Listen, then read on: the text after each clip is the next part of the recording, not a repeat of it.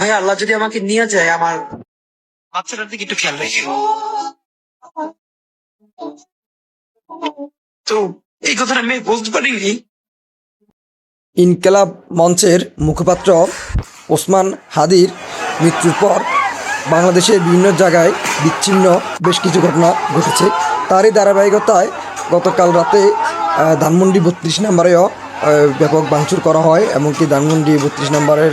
এবং প্রথম আলো ডেইলি স্টার পত্রিকার কার্যালয়গুলোতে ব্যাপক ভাঙচুর হয়। 32-এর যে থমথমে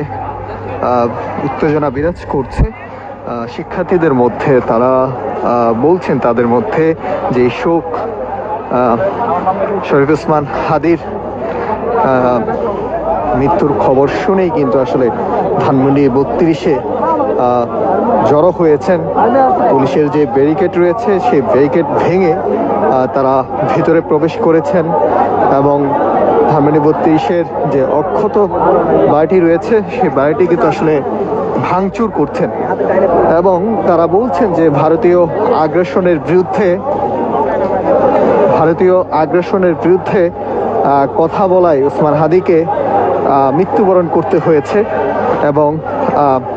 তার পরিপ্রেক্ষিতে কিন্তু আসলে শিক্ষার্থীদের মধ্যে উত্তেজনা বিরাজ করছে এবং উত্তেজনা বিরাজ করছে এবং তাদের মধ্যে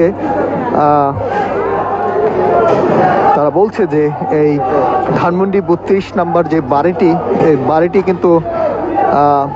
ভেঙে তারা বাড়িতে যাবেন, এমনটা কিন্তু তারা বলছেন। তারা বলছেন যে আসলে শিক্ষার্থীদের যেই মধ্যে উত্তেজনা, ভারতীয় আগ্রাসনের বিরুদ্ধে কথা বলায় ওসমান হাদিকে মৃত্যুবরণ করতে হয়েছে। যে যেভাবে পারছেন এই 32 নাম্বারটি যে অক্ষত বাড়িটি রয়েছে সেই বাড়িটি কিন্তু ভাঙচুর করছেন এবং তাদের মধ্যে যে ক্ষোভ বিরাজ করছে এবং সেই ক্ষোভ বিরাজ করার যে উত্তেজনা, সেই উত্তেজনা কিন্তু একে একে কিন্তু আসলে খুব প্রকাশ করছেন শিক্ষার্থীরা। তারা বলছেন যে ভারতীয় আগ্রাসনের বিরুদ্ধে কথা বলায় শরীফ ওসমান হাদিকে, যিনি সম্ভাব্য প্রার্থী ছিলেন ঢাকা 8 আসনের, তার যেই এখানে অনেকে এসেছেন তার বন্ধু এবং তাকে ভালোবাসেন এবং তার কথা যে ভারতীয় আগ্রাসনের বিরুদ্ধে কথা বলে তাকে আওয়ামী লীগের যেই যারাই আসামি রয়েছে তারা আওয়ামী লীগের মদতদাতা এবং আওয়ামী লীগের কথায় আসলে ওসমান হাদিকে মৃত্যুবরণ করা হয়েছে বা তার উপর হামলা করা হয়েছিল। এবং দর্শক, আপনি আরেকটা বিষয় জানেন, যে যেভাবে পারছে ধানমন্ডি 32 ভাঙচুর করছেন এবং তাদের মধ্যে যেই ক্ষোভ বিরাজ করছে, নতুন বাংলাদেশে এসে শরীফ ওসমান হাদিকে এভাবে মৃত্যু বরণ করতে হয়েছে।